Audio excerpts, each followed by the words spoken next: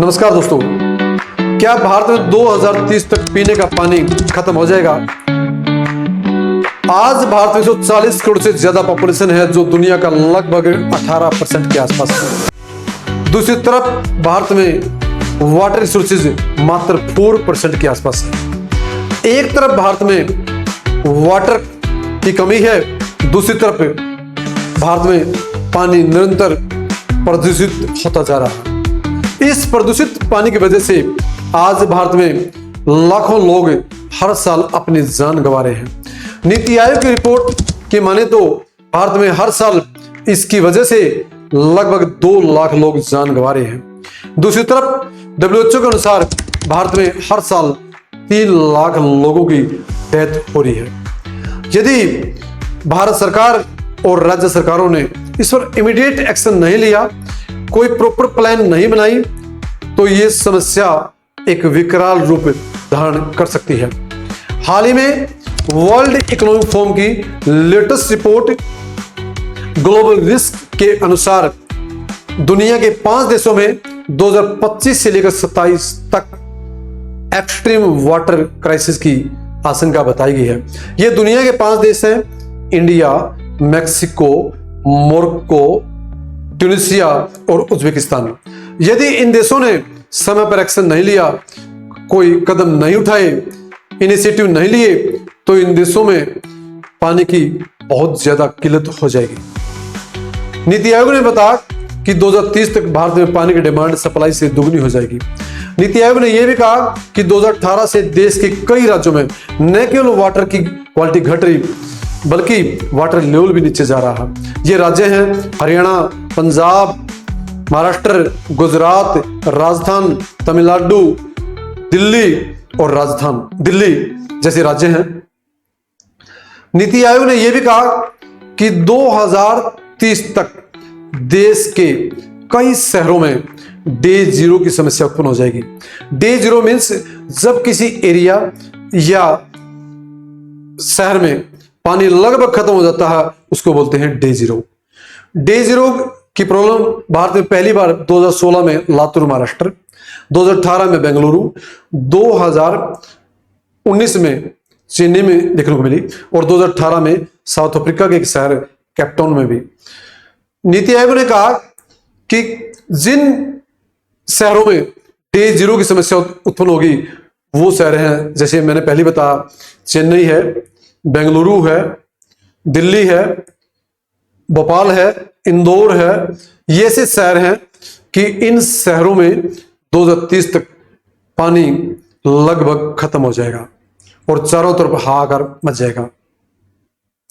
नीति आयोग ने यह भी कहा कि आज भारत में 1100 क्यूबिक मीटर जल उपलब्धता है, जबकि इंटरनेशनल स्टैंडर्ड के अनुसार मिनिमम 1700 क्यूबिक मीटर होनी चाहिए, जबकि 1700 क्यूबिक मीटर भी वाटर स्ट्रेस के दायरे में आता है। दोस्तों, ये जल संकट क्यों बढ़ता जा रहा है? इसके कई कारण हैं। First reason, maximum dependency on underground water. आज भारत सरकार लगभग 65% वाटर इरिगेशन के लिए और लगभग 85% वाटर फॉर ड्रिंकिंग के लिए अंडरग्राउंड वाटर का यूज करती है। सेंट्रल ग्राउंड वाटर रिपोर्ट की माने तो आज देश के 700 जिलों में से 286 जिले ऐसे हैं जो वाटर क्राइसिस से जूझ रहे हैं। इन शहरों में, इन राज्यों में वाटर क्राइसिस बढ़ता ही जा रहा है। आज भारत दुनिया का लगभग 25% अंडरग्राउंड वाटर यूज कर रहा है, जो लगभग 251 बिलियन क्यूबिक बनता है। दुनिया के जो टॉप 5 कंट्री हैं अंडरग्राउंड वाटर यूज करने में, पहला number India, second China, third Pakistan, fourth Iran और फिफ्थ यूएसए का आता है। सेंट्रल ग्राउंड वाटर बोर्ड ने यह भी सिफारिश की है, यह भी चेता है कि भारत में इन राज्यों में हर साल 2 सेंटीमीटर से ज्यादा पानी का लेवल कम होता जा रहा है। सेकंड रीजन है पोल्यूशन। नीति आयोग और सेंट्रल पोल्यूशन कंट्रोल बोर्ड के अनुसार भारत का लगभग 70% पानी प्रदूषित है। नीति आयोग ने यह भी बताया है कि जिन स्टेटों में प्रॉब्लम बहुत भयंकर है, अगर उन पर एक्शन नहीं लिया तो समस्या बहुत चरम पर पहुंच जाएगी। थर्ड है इंक्रीजिंग पॉपुलेशन और अर्बनाइजेशन। आज देश में अर्बनाइजेशन बहुत तेजी से बढ़ रहा है। मिनिस्ट्री ऑफ जल शक्ति मंत्रालय के अनुसार आज शहरों में पर डे पर पर्सन 135 लीटर पानी दिया जा रहा है, जबकि WHO के अनुसार अगर 55 लीटर भी पानी दिया जाए काफी है। तो नीति आयोग ने यह भी कहा बल्कि कुछ शहरों में तो 150 से 200 लीटर पर पर्सन पर डे पानी मिल रहा है, जो कि बर्बादी है। Next reason climate change. Climate change भी एक बहुत बड़ा रीजन है। क्लाइमेट चेंज के कारण भारत में 2 या 3 साल बाद एक गर्म जलधारा बहती है जिसको बोलते हैं एलिनो। इस एलिनो के कारण जब ये स्ट्रॉन्ग होती है तो भारत में सूखा पड़ता है और साउथ अमेरिका के देशों में बारिश होती है, तो ये भी कारण है। नेक्स्ट है lack of awareness. Lack of awareness भी एक जल संकट का कारण है। उसके बाद अगर हम बात करें भारत में ये जल संकट के दूर करने के लिए सरकार ने वैसे तो कई कदम उठाए।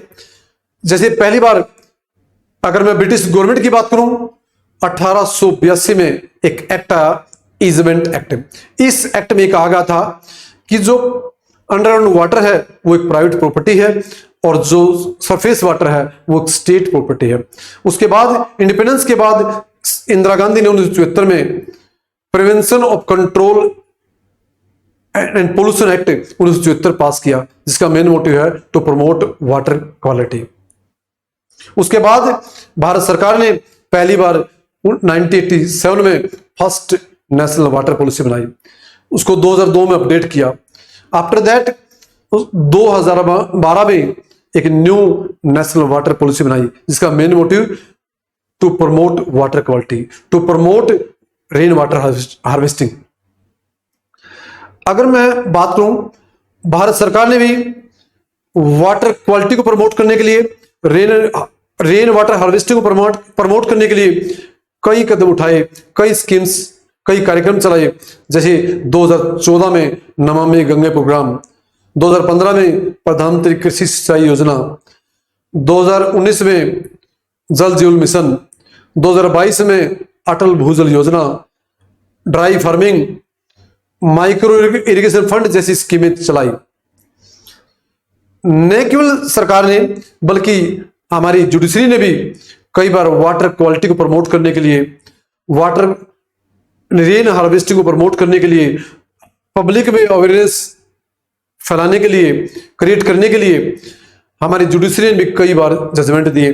जैसे 1987 में SC Mehta versus union of India एक केस आया। इस केस में सुप्रीम कोर्ट ने कहा कि आर्टिकल 48 जिसका जिक्र हमारे DPSP में है, इसमें कहा गया कि केंद्र और राज्य की जिम्मेदारी बनती है कि वो लोगों को साफ सुथरा पानी प्रोवाइड करवाए। उसके बाद 2000 में नर्मदा बचाओ वर्सेस यूनियन ऑफ इंडिया दूसरा केस आया। इस केस में सुप्रीम कोर्ट ने कहा कि water is a fundamental right under article 21।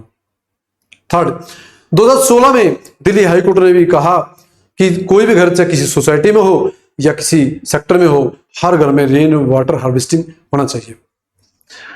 हमारे कॉन्स्टिट्यूशन में 3 लिस्ट हैं।